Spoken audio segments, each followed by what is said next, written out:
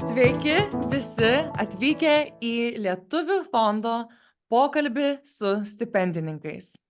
Šiandien mes kalbėsime su Sonata Simonatis Boyd, kuri pasidalina šiandien savo stipendininkės šviesą su mumis. Ir jūs pamatysite, kad ta šviesa tikrai yra ryški. Sonata gimusi San Diego, Kalifornijoje, ten dabar gyvena ir ji yra Lietuvių fondo 2023 metų stipendininkė. Ji greitu metu baigs bakalauro mokslus, studijuodama skaičiavimo fiziką, kas yra Computational Physics, University of California, San Diego universitete. Bet prieš kalbant, kas toliau, mes grįšim šiek tiek į vidurinę mokyklą. Sonata, tu buvai savo vidurinės mokyklos valedictorian, ar tai tiesa? Jo, taip. Šaunuolė, aš noriu tiesiog paploti ir pašvęsti tave, nes tai tiems, kurie nežino, tai reiškia, kad Sonata gavo aukščiausius pažymius visoje savo mokyklos baigiančiojoje klasėje. Ir tai pasiekti tikrai nėra lengva. Ar gali papasakoti, ką tau teko paaukoti arba ko atsisakyti, kad tokį tikslą pasiektum? Jo, tai aš atsimenu, kad kai buvau juniorė, viena iš mano draugų man pasakė, kad aš turėjau tuo metu antrąją poziciją, tai dar ne pirmą. Ir tuo metu aš tikrai pradėjau galvoti jo apie, kaip gal galėčiau tą pirmą poziciją valedictorian. Bet prieš to laiko aš tik stengiausi būti geriausia mokinė, kur galėjau. Ir aš bandžiau negalvoti per daug apie savo poziciją klasėje. Bet irgi po to laiko man vis tiek netikrai jautėsi, kad aš tikrai turėjau atsisakyti nuo kažko ypatingo. Tai buvo jau tavo gyvenimo būdas, galėtum sakyti? Jo, taip buvo. Iš viso mano šeima netikrai atostogauja per vasarą ir mes gyvenam čia San Diego ir tai yra jau atostoginė vieta. Ir tai irgi man visuomet patiko mokykla, patiko mokytis ir tai buvo no-brainer pradėti imti community college kursus per vasarą. Ir tie irgi man padėjo su pažymiais. Ir aš irgi galėjau paimti keletą labai įdomų kursų. Aš atsimenu, vasarą prieš mano senjoro metais aš ėmiau kursą apie meno istoriją, kur man labai patiko. Ir irgi aš galėjau imti community college kursus per gimnaziją, kad mano gimnazija turėjo šitokią dual enrollment programą beveik su mūsų vietinė community college district. Jo, mūsų irgi tą turi. Paaiškinkim tada greitai tiems, kurie gal nežino, kurie gal Lietuvoje gyvena. Tai vidurinėse mokyklose aplink Ameriką dažnai būna programos kartu su, kaip sakoma, artimiausiu koledžų, kuris yra dažniausiai 2 metų lankymo programos, labai nuskaičiuota būna aukštesni mokslai ir jie partneriauja dažniausiai su vidurinėm mokyklom aplinkybėse ir duoda tiems studentams sunkesnius kursus, universiteto lygio kursus, kol jie dar yra viduriniai mokyklai. Ir tai labai padeda įeinant į universitetus ir padeda daug žmonių sutaupyti pinigų irgi. Jo, man tikrai labai padėjo, ypač kad aš daug matematikos ėmiau ir tai kai aš jau į universitetą, aš neturėjau tiek daug matematikos imti. Ir aš galėjau jau pradėti dar aukštesnius matematikos kursus imti. Jo, nes tavo studijos irgi yra tikrai, kaip sakoma, pažangios. Tai man tiesiog tada klausimas iškyla, nes iš tikrųjų labai gražu, kad tu tiesiog, toks žmogus jau buvai ir tai buvo kaip byproduct. Tai buvo tiesiog šalutinis rezultatas tavo natūralių susidomėjimų ir tavo charakterio. Tai labai faina. O kaip pavyzdžiui nusprendėjai, kad, kai supratai, kad tikrai galėtum būti toj pozicijai, Ar buvo kažkokia konkurencija su ta mergina, kuri buvo pirmoje vietoje? Ar jūs apie tai kada nors kalbėjot? Ar kažkas pasikeitė visai, ar ne? Tai buvo, tai mano draugas, kur buvo tas, Draugas, atsiprašau. mano draugas, jo, kur buvo pirmoje vietoje. Ir, buvo, mes ne tiek daug apie tą kalbėjom, mes visi žinojom. Kad tarp jūsų ta vieta bus. Irgi mano geriausias draugas buvo tas trečioje vietoje. Tai mes visi trys, buvo smagu, tai mes visi trys Ar sakytum, kad tai buvo friendly competition, kad draugiškai konkuravot? Jo, nebuvo, Piktybiška? Jo, buvo viskas labai, buvo friendly. Mes visi draugaujam ir tai, da net vis tiek. Ir nebuvo tai... Priešiška? Jo, nebuvo priešiška. Labai gražu ir iš tikrųjų, aš manau, yra daug stereotipų. Žinai, prieš 20 metų visokių filmų, dabar, man atrodo, medija keičiasi, bet visą laiką mes užaugdavom iš tų visų senesnių filmų, tokios konkurencijos visą laiką būdavo ten, jeigu yra du protingi žmonės, tada jie vienas kito nekenčia ir jie ten pykstasi, o iš tikrųjų jūs tikriausiai vieni kitam labai padėjot ir ten, sakykime, mokytis egzaminam ir namų darbams ir pasiruošimams visokiems ir šiaip dalintis informaciją. Čia yra jūsų artimiausi, panašiausi žmonės, tai labai faina žinoti, kad jūs taip sutarėt gražiai. Irgi turėčiau sakyti, kad technically, aš buvau co-valedictorian. Tai tas kitas buvo tas, kur iš pradžių buvo pirmas. Tai net su tuo netikrai buvo tiek daug not so much competition. Kad mes abu taip užbaigėm. Tokia graži. Labai fainai, iš tikrųjų. Tai no hard feelings. Jo, tai ką, jūs abu tiesiog gavot maksimaliausius įmanomus pažymius, dėl to negalėjo? Jo, bet irgi, kad aš pabaigiau gimnaziją per COVID, tai mes visi ėjom mes visi grįžom į mokyklą prieš baigiant užrekorduot mūsų speeches, bet viskas buvo tik kaip online ir buvo liūdna, kad negalėjom tikrai išeiti ir eit, I guess, go walk, bet tai buvo. Jo, tai yra liūdna, kad negali patirti to, aš pati dabar lietuviškai nežinau, bet milestone to tokio gyvenimiško.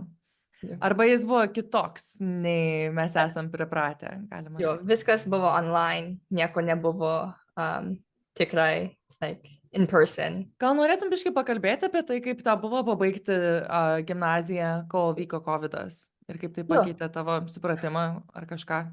Jo, buvo man keista, kad dabar aš viso laiko praleidžiu namie.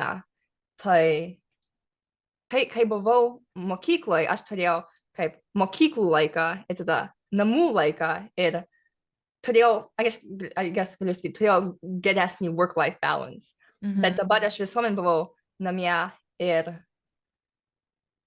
irgi aš ėmiau tais mano paskutiniais metais keletą AP kursų, advanced placement kursų ir aš irgi tuos egzaminus turėjau padaryti per ant kompiuterio. Ir buvo labai įdomu, kad padarė, kad viskas būtų open note, tai gali pereiti per knygas. Užrašus visus. Jo, ir užrašus, taip. Ir kai buvo metais prieš ir anksčiau, visas buvo taip close note, kur tik turi įeiti su viską, kur žinai. Tai buvo įdomu, aš vis tiek buvau vis tiek man buvo daug streso, kai ėmiau tos egzaminus, bet irgi gal truputį mažiau, tik kad aš galėjau irgi peržiūrėti per knygas ir mano užrašus. Ne tik su savo egzaminais, bet iš viso tai man buvo... Aš galiu pastebėjimą pasakyti? Jo, prašau. Tu esi iš Kalifornijos ir aš ten net nesu buvusi, bet aš turiu daug draugų iš ten ir esu sukalbėjusi su daug žmonių iš ten. Ir kiek žinau, šiaip Kalifornijoje yra toks gyvenimo būdas, kuris yra labai laukia ir labai bendraujantis, net Amerikoje šiaip vidurinės mokyklos yra griežtesnės nei Lietuvoje.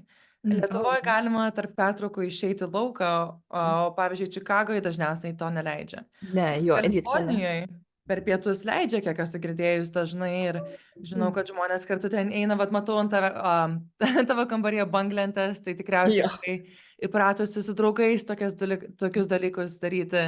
Tai ypač Kalifornijoje, tokioje vietoje, kur daug laiko leidžiama laukia, tikriausiai buvo labai izoliuojama gal? Ar Jo, vieniša? aš taip sakyčiau. Per savaitgalius aš turėjau, aš ėmiau kaip sportinės klasės ir aš tų negalėjau daryti. Arba viskas buvo online ir tai netikrai jaučiasi, kad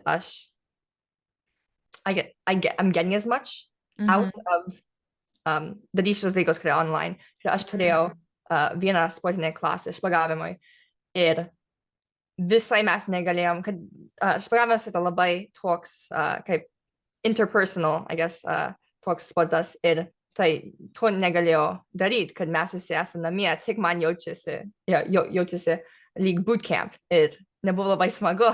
Tai iš viso būt namie yra, yra sunku. Man atrodo dabar, kad aš turėjau praleisti tiek daug laiko namie, man netai blogai yra.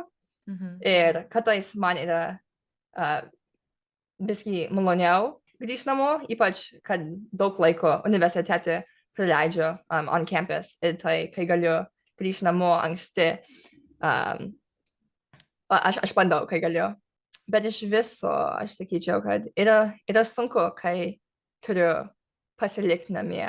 Tai man irgi taip jaučiasi, kai aš susirgu ir turiu būti namie, man irgi labai nepatinka. Kad man patinka išeiti ir daryti dalykus. Ir man su daug čia Kalifornijoje irgi tą sakytų. Aš manau, tai tikrai jaučiasi bet kam, kuris apie tave pasidomi. Kad tu labai esi veikli ir labai mėgsti dalyvauti, padėti kitiem. Ir iš tikrųjų aš tiesiog noriu dar pasakyti ačiū, kad paminėjai COVID ir kad mes galim apie tai pakalbėti, nes jaučiasi, kad pasaulyje COVID metu ir po nesam labai daug girdėję iš jaunesnės kartos apie kaip jiems tai buvo. Nes šiaip yra nelabai duodama jiems platformą išsireikšti ir tai yra labai svarbus gyvenimo laikas, baiginėti vidurinę mokyklą, pavyzdžiui. Yra irgi, kaip sakėm, milestone yra vienas iš tokių dalykų, kuris yra kaip klasikinis ir tau buvo labai kitoks ir tikriausiai tai labai pakeitė, kaip tu žiūri į bendruomenę ir ką reiškia būti bendruomeniai. Jo, taip. Ir iš tikrųjų tai labai tobulai veda mus į mano kitą klausimą ir kitą temą, apie kurią noriu pakalbėti su tavim. Kas ir yra susiję šiek tiek su bendruomenišku gyvenimu. Tai aš anksčiau minėjau, kad tu daug keliavai. Tu nors esi iš San Diego ir dabar ten gyveni, esi gyvenus ir krausčiusis daug dėl to, kad tavo tėtis dirba tokį darbą. Jo. Ir tu esi lietuvių mokyklas lankėsi Marylande, Čikagoje ir San Diege. Jo. Ir kalbant apie visokius tokius liūdnus akademinius įvykius, tavo mokykla lietuvių San Diege užsidarė. Tai kaip tai jautėsi ir gal gali papasakoti apie kaip tau jautėsi toks, kaip sakoma, iššūkis šaknis įsileisti? Jo, aš dabar man labai liūdna, bet kai aš buvau jauna, aš netikrai įvertinau ir tai turbūt man nebuvo taip liūdna ir man tik buvo, dabar aš čia laisvą šeštadienį. Aha. Bet dabar, kaip sakiau, dabar man gaila ir dabar yra man sunkiau bendrauti su kitais lietuviais. Man atrodo, dabar kalbėti su tavim yra vienas iš pirmų kartų, kur kalbėjau su kažko, kur nebuvo giminė lietuviškai. Aš verksiu. Po kiek metų. Bet man laiko aš tiek buvo. Ne, aš suprantu, kad ilgai tikriausiai praėjo. Jo, tai aš laiko tik su mama arba seneliais arba kitais giminiais kalbu. Bet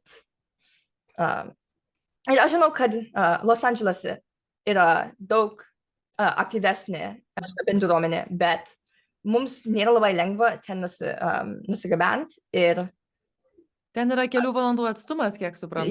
jo, ir neturiu tų connections su kitais.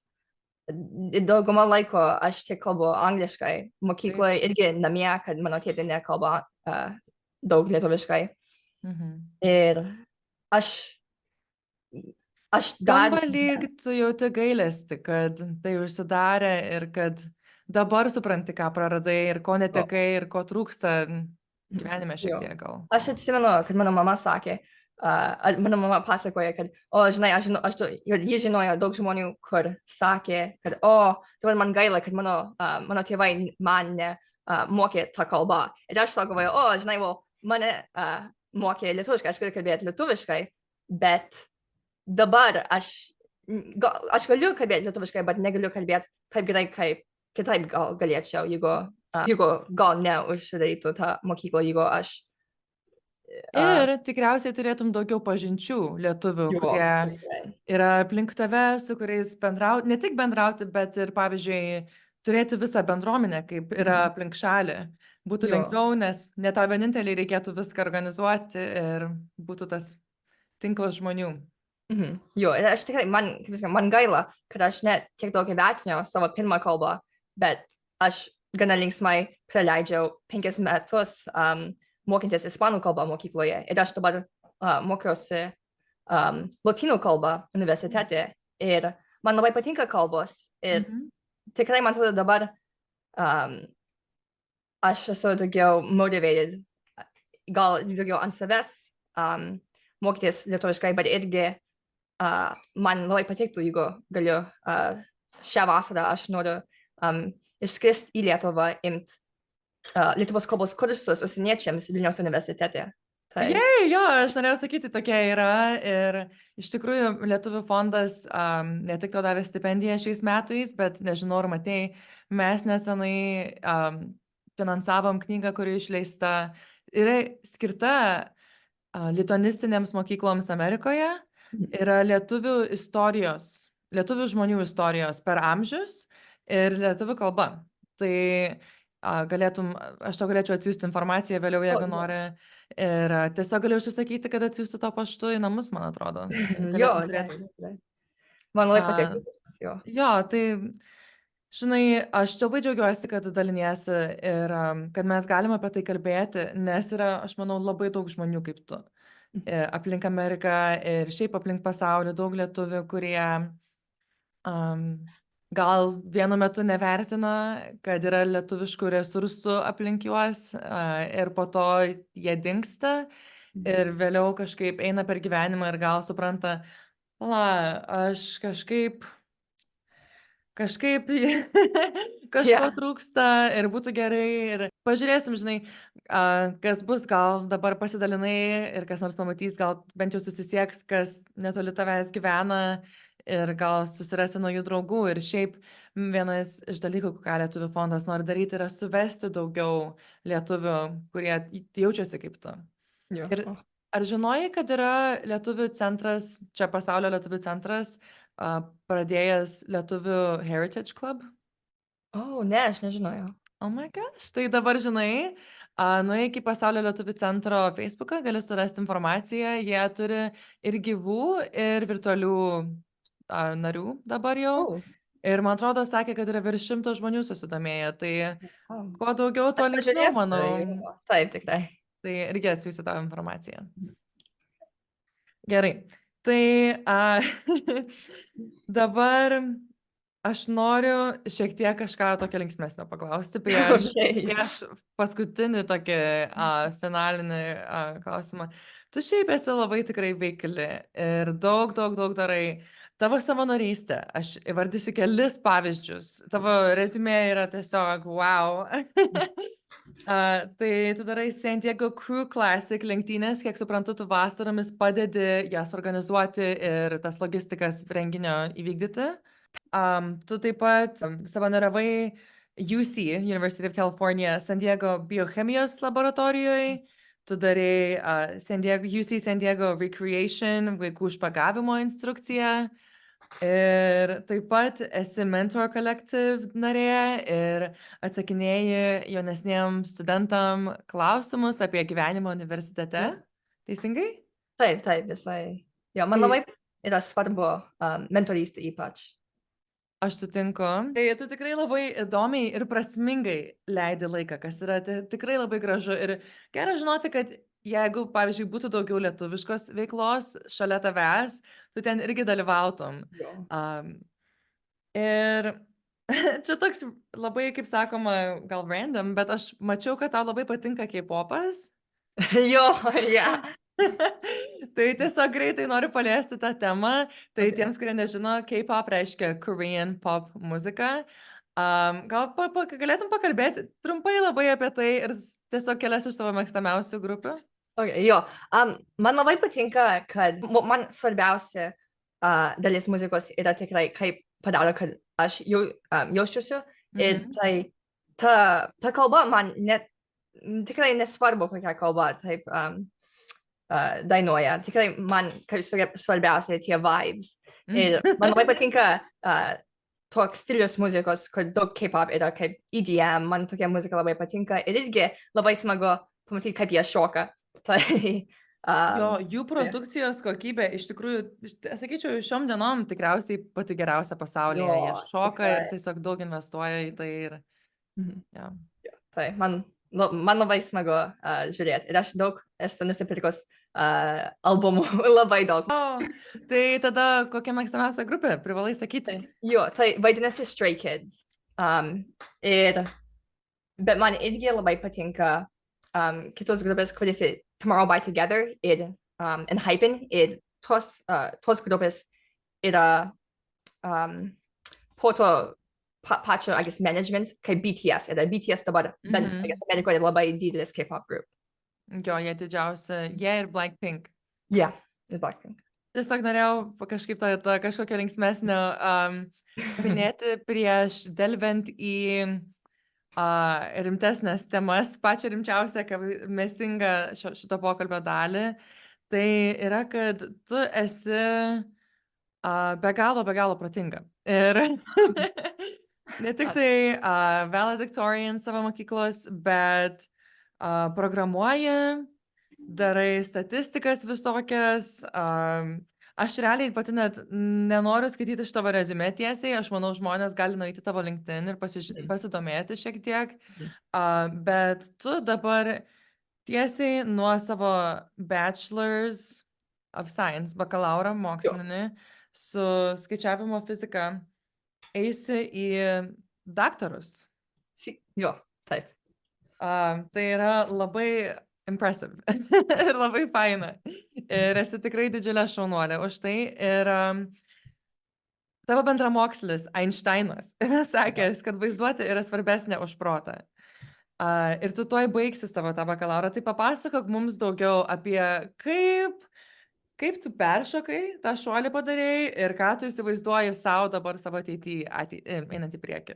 Jo, tai aš dabar darau, aš nežinau kaip lietuviškai sakyti, bet vadinasi honors thesis. Bet aš pradėjau dirbti su naujo fakultetu, kur yra mūsų fizikos departamente. Ir jis irgi yra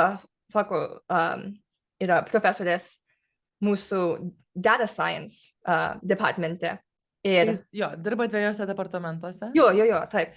Ir aš jam iš pradžių sakiau, aš planuoju, man patiktų studijuoti data science PhD. Ir dabar, kad mes esam dirbę, jis sakė, kad jis mane paimtų kaip graduate student. Tai aš esu labai laiminga, kad man taip suėjo, kad gali būti labai sunku graduate school. Jo, tai kiekviena programa turi savo tą atrinkimo procesą ir iš tikrųjų, man atrodo, daug kas nesupranta, kad nereikia magistro daryti. Visą laiką galima eiti tiesiai į daktarus. Amerikoje gali, jo. Tiesiog reikia, kad priimtų. Ir daugumo žmonių nepriims. tiesiai į daktarus be magistro. Bet, kaip suprantu, tu radai profesorių, kuris tave priėmė į savo laboratoriją ir savo programas ir tiesiog labai pasižymėjai savo gabumais. Jo, tai labai padeda, jeigu Įspūdį turėk aš. sudarei Jo, ir labai, tau padeda tai daryti. jo, labai padeda, gali vis tiek, įeiti į tokią doktorato programą, net jeigu neturi profesorių, kur tave priims, bet yra daug lengviau, jeigu gali. Labai faina ir aš žiūrėdama į tavo akademinius faktus ir šiaip tavo informaciją, pamačiau, kad tu sakei, tau nelabai patiko teorinė fizika, tau labiau patiko skaičiuoti. Kodėl nepatiko teorinė ir kodėl labiau patinka skaičiuoti? Tikrai, aš ne visai žinau. Gal keista taip sakyti, bet man tik, man aš irgi užaugiau darydama labai daug, gal su ranku, aš žinau, aš turėjau daug tokių kaip robotics ir man labai patinka matematika, bet man labai patinka tokie applications. Ir kažką apie, jeigu ped teorinė, jeigu ped teorinė, tada tik man į vieną ausį iš kitos, aš gal taip tiesiai vedžiu, bet man patinka tokie kaip applications, kad aš tikrai galiu pamatyti, aš kažką pati padariau, jeigu gal tas daugiau kaip inžinierija, ir aš kažką sustačiau, arba jeigu aš kažką suprogramavau, ir gal kažkokį simulation gal padariau. Vis tiek tie ir man daug, man jau reiškia, negu tik, aš taisyklingai sakiau šitą klausimą, Jo, tai jeigu teisingai aš suprantu, teorinė fizika yra labiau apie, pavyzdžiui, sakykime, tolimesnį fizinį pasaulį ir jie naudoja tas, tik dažnai įrodytas teorijas apie kiek dalykai, sakykime, svertų jų jėgas ir jie apskaičiuoja tos dalykus, kad suprasti fizinį pasaulį geriau. Ir tau labiau patinka žemiškas mokslas, kuris yra praktinis ir tiesiog kažką matyti rezultatus savo apskaičiavimu labiau gal. Taip. Labai fainai. Ir labai gerai, kad tai apie save žinai. Tai tada paskutinis klausimas. Ką reiškia būti astrofizikos tyrinėtoja ir kaip atrodo viena diena tavo gyvenime? Jo, tai iš tikrųjų nėra kaip atrodo science fiction filmuose ir knygose. Jo, gaila, bet tai mano laboratorija daro keletą dalykų. Tai vieni stato teleskopus, arba gal tiksliau stato dalis, kurios eis ant tų teleskopų. Ir tai čia anksčiau inžinerijos, bet kiti, kaip aš, analizuoja duomenis, kurias gauna iš tų teleskopų. Bet tikrai nesvarbu, ar darai vieną ar kitą, mes visi leidžiam gana daug laiko prie kompiuterių. Ir prie teleskopo. Jo. Bet vieną kartą prieš keletą metų aš galėjau daryti, aš nežinau kaip sakyti, angliškai skaitu, like observing per teleskopą, bet viskas buvo on Zoom, kad šitas teleskopas yra Havajuose. Ir aš turėjau atsibust labai anksti. Man atrodo, gal buvo nuo 2 valandos iš ryto iki 5. Ir iš tikrųjų, man nebuvo labai įdomu, kad mes netikrai žiūrėjom į gal labai gražius dalykus danguose. Bet vis tiek, man atrodo, vis tiek buvo smagu ir aš. Realiai skamba tarsi tas pats, kas šiaip žiūrėti per kompiuterį kažką iš visatos. Like, teleskopas, tai vis tiek per kompiuterį. Jo, vis tiek per kompiuterį, tai gaila, bet irgi yra, daug pigiau, daugiau, convenient, kad visi galėtų būti. O kad mes būtum čia San Diego ir mes galim vis tiek gauti tos duomenis iš teleskopo per kompiuterį, negu jeigu mes visi ten nuskristum arba bet ką. Koks yra dabartinis tavo projektas? Jo, mano projektas dabar reikalauja, kad aš sukurčiau rinkinį galaktikų charakteristikų, kaip galaktikų amžius, svorius, jų poziciją danguje ir kaip greitai jie sukūrė žvaigždės. Wow. Kaip fainai. Ir šitas rinkinys įeis į mano tą research paper. Wow. Tai tu mums galėsi pasakyti, žodžiu, apie galaktikų masės ir tas kaip properties, kaip sakoma, išmatavimus visokius. Jo, aš naudoju šitą software, į kurią taip, mes gavom duomenis iš teleskopus ir keletą tų yra kaip galaktikos energijos. Ir su tos energijos mes galime įdėti į šitokią software, kur aš ne visai žinau, ką daro su tos energijos, bet išspjauna šitas Informacija. Jo. Ir jūs tą informaciją analizuojat ir pagal tai galite suprasti. Jo, mums pasako daugiau apie šitas galaktikas, kad yra daug apie kurias daug nežino. Ir šitas rinkinis mes jeigu viskas gerai, išeis, tada kiti žmonės galės naudoti šitas duomenis jų tyrinius, naudoti, kai jie tyrinėja. Jo, iš tikrųjų, kai pagalvoji labai toli į ateitį, kelias kartas, sakykime, dar 10 kartų žmonijos, tai tie darbai, kuriuos jūs dabar darot, išmatuoti visatas ir jas tyrinėti su mikroskopais ir teleskopais ir taip toliau. Ne mikroskopais, teleskopais. Tai yra pradžia jų darbų ir tikriausiai jiems bus aktualu žinoti apie kiekvieną visatą artimiausią ir kiekvieną galaktiką artimiausią ir ant jūsų padaryto darbo lips laiptais toliau link keliavimo per visatą mūsų labai toli tikriausiai. Tai labai įdomu, kaip pagalvoju. Ir čia man toks klausimas dabar iškilo, pavyzdžiui, kaip teorinis gal. Yeah. Bet aš dabar galvoju, wow, jūs tikriausiai gali būti, kad, sakykime, jūs matuojat šitas galaktikas ir tyrinėjat ir po to kažkada atrasit kažkokią galaktiką, kuri yra labai kitokia nei kitos ir visiškai kitokios properties ir elgiasi kitaip ir tada tikriausiai irgi daug išmoksim apie savo fizikos pasaulį visą. Tai, nes tikriausiai galaktikos yra kaip žmonės ir tikriausiai irgi šiek tiek turi savo bruožų, kurie atskiria vieną nuo kitų. Jo, aš taip irgi sakyčiau, man patinka ta analogy. Ačiū.